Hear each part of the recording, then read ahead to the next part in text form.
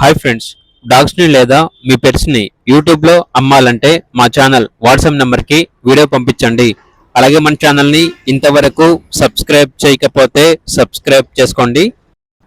Hi friends, welcome to our channel. ఈరోజు మీకోసం German shepherd పప్పి అనేది అమ్మకానికైతే తీసుకురావటం జరిగింది. ఫీమేల్ పప్పి అమ్మకానికైతే ఉంది.